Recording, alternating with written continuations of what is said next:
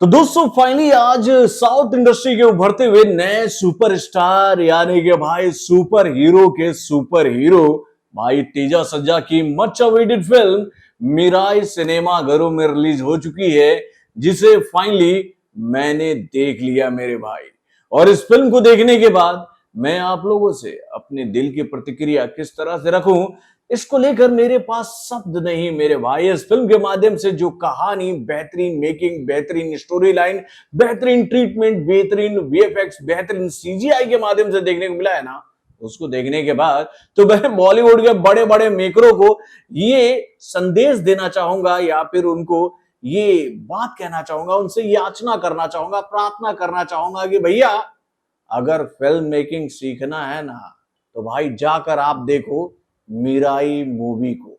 क्योंकि भैया मिराई को लेकर जो जानकारी हम लोगों के सामने आई है ना कि भैया इस फिल्म को जिस बजट पर बनाया गया ना, बॉलीवुड के बड़े बड़े मेकर ये बात कहते हैं ना कि भैया उनके बड़े बड़े सुपरस्टार्स की फिल्में 200 करोड़, 300 करोड़, 400 करोड़ के बजट पर बनती है। उतने बजट में भाई ऐसी 10 बेहतरीन फिल्में बनाकर भाई साउथ के मेकर जो हैं वो बॉक्स ऑफिस पर अपना कब्जा जमा रहे मेरे भाई। बताया जा रहा है कि इस फिल्म का जो बजट है, इस फिल्म का बजट जो है वो लगभग लगभग 40 करोड़ है और भाई एड और पीआर को मिलाकर इस फिल्म का बजट जो है वो 60 करोड़ के आसपास हो जा रहा है। और भाई 60 करोड़ के बजट पर यह फिल्म जिस तरह से हम लोग के सामने बनकर आई है, उसको देखकर तो हम यही बात कहेंगे कि भाई ये होता है क्रिएटिविटी का अलग लेवल। क्या मूवी आई है मेरे भाई, क्या मूवी। तो चलिए बात करते हैं मिराई की। हेलो फ्रेंड्स, मैं हूं नरेंद्र और मैं आपका एक बार फिर से स्वागत करता हूं हमारे चैनल यानी कि वायरल न्यूज जंक्शन में। दोस्तों इससे पहले कि मैं आप लोगों के सामने मिराई के इस शानदार, लाजवाब, जबरदस्त, बेहतरीन कहे तो भैया एक्सपीरियंस का भैया अनुभव आप लोगों के सामने इस रिएक्शन वीडियो के माध्यम से रखूं भैया, उससे पहले मैं तारीफ करना चाहूंगा इस फिल्म के डायरेक्टर यानी कि भैया कार्तिक कट्टमनेनी की, जिन्होंने भैया इस फिल्म को बनाया है मेरे भाई।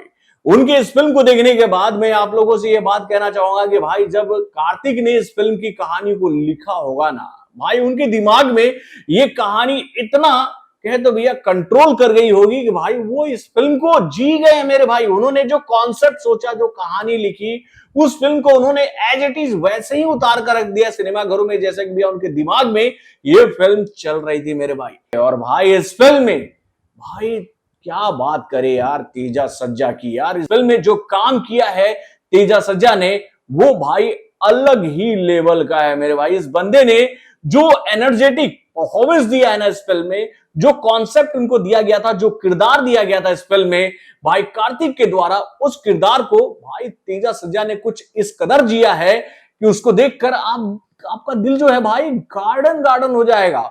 और भाई कहते हैं ना कि एक शानदार फिल्म जानदार तब बनती है जब उस फिल्म में भाई हीरो अगर बेहतरीन है तो उससे ज्यादा खतरनाक उस फिल्म का विलेन होना चाहिए, ताकि भाई हीरो को अपना हीरोइज्म दिखाने का मौका मिले। और ये बात भाई इस फिल्म में कर दिखाई है इस फिल्म के मुख्य विलेन यानी कि भैया मनोज मंचू ने। क्या किरदार निभाया मेरे भाई मनोज मंचू ने महावीर लांबा का, जो कि भाई इस फिल्म का हम लोग कह सकते हैं तो भैया वो हार्डकोर पॉइंट है जिसके इर्द गिर्द इस फिल्म की कहानी घूम रही है। क्योंकि भैया यही बंदा जो है वो इस फिल्म की कहानी को आगे खींच रहा है अपने बेहतरीन विलेन वाले अवतार के माध्यम से। उसके बाद भैया इस फिल्म में जयराम और जगपति बाबू जैसे बेहतरीन कलाकार भी हैं जिन्होंने अपना उम्दा प्रदर्शन दिया था। तो भाई मैं इस फिल्म की कहानी को बताने से पहले मैं इस फिल्म के सभी कलाकारों की प्रशंसा क्यों कर रहा हूं, तो भैया इसका कारण यह था कि भाई इस फिल्म की कहानी जितनी लाजवाब है, जितनी बेहतरीन है, जितना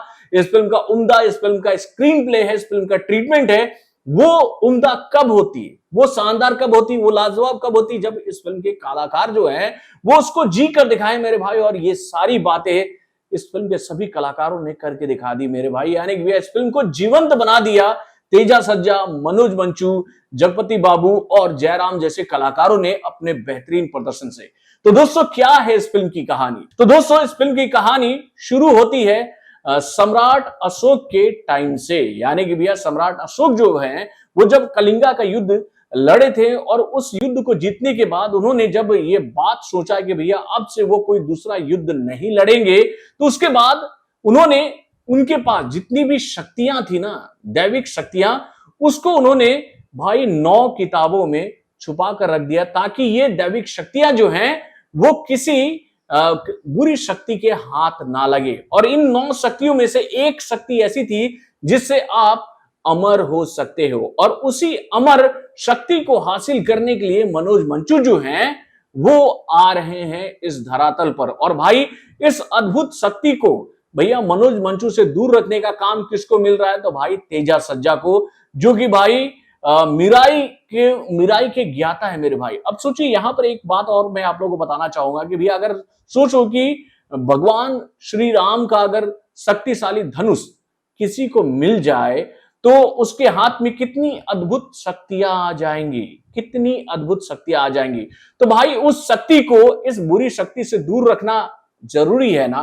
तो भाई यही इस फिल्म का प्लॉट है, यही इस फिल्म का प्लॉट है। अब ये जो बुरी शक्ति है, यानी कि भैया जो मुख्य विलेन के तौर पर नजर आ रहे हैं मनोज मंचू, क्या वो इस शक्ति को हासिल कर पाएंगे? क्या तेजा सच्चा जो है वो मनोज मंचू से इस अद्भुत शक्ति को बचा कर रख पाएंगे? यही इस फिल्म की कहानी है। यानी भैया इस फिल्म की कहानी को हमारे पौराणिक ग्रंथों से निकाल कर लाया गया है, हमारी संस्कृति को ध्यान रखते हुए, हमारे वेद पुराणों का सम्मान करते हुए इस फिल्म की कहानी को बहुत ही बेहतरीन तरीके से तैयार किया गया है ऑडियंस के लिए। ये बात तो भैया इस फिल्म की कहानी में हमें देखने को मिल रहा है। और उसके बाद भाई इस फिल्म का कहे तो भैया ट्रीटमेंट, यार ट्रीटमेंट है मेरे भाई। इस फिल्म का पहला शॉट ही हम लोग के सामने आता है ना मेरे भाई, ओपनिंग शॉट इतना धमाकेदार था जिसको देखकर आपके रोए खड़े हो जाएंगे मेरे भाई, रोंगटे खड़े हो जाएंगे। आप देखकर ये बात कहोगे कि यार इतने कम बजट में इन लोगों ने इतना शानदार सीक्वेंस कैसे शूट किया।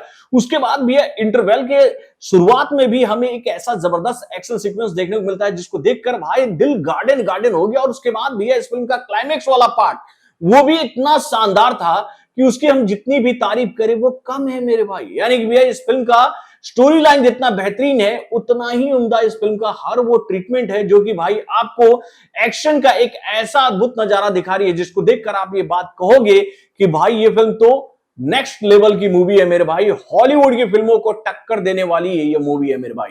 इस फिल्म में आपको सीजीआई और वीएफएक्स का काम इतना शानदार देखने को मिलेगा कि जिसको देखकर आप ये बात कहोगे कि भाई क्या इतने कम बजट पर इतनी बेहतरीन सीजीआई और वीएफएक्स वाली फिल्में हमें सिनेमाघरों में देखने को मिल सकती है। क्योंकि भैया हम बॉलीवुड के ऑडियंस यही ना बात समझते हैं कि भैया 400 करोड़ के बजट पर यहां पर भैया क्या क्या फिल्में बनती हैं और उसमें सीजीआई और वीएफएक्स का काम जो है वो बहुत ही निम्न दर्जे का होता है मेरे भाई, निम्न दर्जे का। लेकिन इस फिल्म को देखकर आप ये बात कहोगे कि नहीं बॉस, अगर आपका थॉट बहुत ही शानदार है, आपका क्रिएटिविटी का लेवल जो है बहुत ही ऊंचा है, आप अगर अपनी सोच के माध्यम से भाई अगर कुछ अलग करने की ताकत रखते हो ना तो भैया बजट मायने नहीं रखता है, आपका थॉट मायने रखता है कि आप उस कम बजट में बेहतरीन आउटपुट कैसे निकाल सकते हो। इसका जीता जागता उदाहरण है मेरे भाई ये फिल्म। और उसके बाद अगर हम लोग बात करें भैया इस फिल्म के म्यूजिक वाले डिपार्टमेंट की तो भाई इस फिल्म का म्यूजिक भी बहुत ही शानदार है मेरे भाई। गौरा हरी ने इस फिल्म के लिए बहुत ही शानदार म्यूजिक तैयार किया है मेरे भाई। जैसे इस फिल्म के गाने हमें सुनने को मिल रहे हैं वैसे इस फिल्म का भैया बैकग्राउंड स्कोर भी हमें सुनने को मिल रहा है मेरे भाई। यानी भैया बीजीएम जिस तरह से हम लोग के सामने आ रहा था इस फिल्म के हर एक एक्शन सीक्वेंस के साथ में, और वो बीजीएम भाई हर एक एक्शन सीक्वेंस को इतना लाउड बना दे रहा था ना कि जिसको देखकर दिल खुश हो रहा था कि भैया ऐसे एक्शन सीक्वेंस में ऐसे ही बीजीएम होने चाहिए थे, ऐसा ही म्यूजिक सुनने को मिलना चाहिए था। यानी कि भैया इस फिल्म को देखकर मुझे ऐसा कोई वीक पॉइंट देखने को नहीं मिला जिसको देखकर मैं ये बात कहूं कि भैया यहां पर ये फिल्म थोड़ा सा ड्रैग कर गई। लेकिन हाँ, इस फिल्म को लेकर मैं आप लोगों से एक बात कहना चाहूंगा कि भैया इस फिल्म के स्टार्टिंग में यानी कि फर्स्ट हाफ में कुछ ऐसे सीक्वेंस हमें देखने को मिल रहे थे यार कॉमेडी वाले, जो कि मुझे ऐसा लग रहा था कि इसकी आवश्यकता नहीं थी। क्योंकि भैया इस फिल्म की कहानी जिस स्पीड से बढ़ रही थी और जो कहानी हमें दिखाया जा रहा था उसमें वो कॉमेडी वाला सीक्वेंस जो है वो फिट नहीं बैठ रहा था। जबरदस्ती कैसा लग रहा था कि भैया इन सीन्स को ना डाला गया पब्लिक को जबरदस्ती का हंसाने के लिए। तो दोस्तों इस फिल्म को देखने के बाद अगर आप लोग मुझसे ये सवाल पूछना चाहोगे कि मैं इस फिल्म को कितना स्टार देना चाहूंगा, तो भाई मैं इस फिल्म को 4.5 स्टार देना चाहूंगा 5 में। 5 पॉइंट स्टार जो है ना मैं इसका इसलिए काट रहा हूं 0.5 स्टार, वो भैया वो कॉमेडी वाला सीक्वेंस जो थोड़ा सा देखने को मिला था ना बीच बीच में भाई, वो मुझे जचा नहीं। ओवरऑल उसके बाद भाई ये फिल्म 101% फुल ऑन एंटरटेनमेंट से भरी हुई फिल्म है जो कि आपका केवल और केवल एंटरटेनमेंट ही करेगी। तो बॉलीवुड से जुड़े और भी कई सारे खबरों को जानने के लिए हमारे चैनल यानी कि वार इंडक्शन को लाइक करना ना भूलिएगा और हमारे अपडेट्स को जानने के लिए बेल आइकन को जरूर दबाइएगा।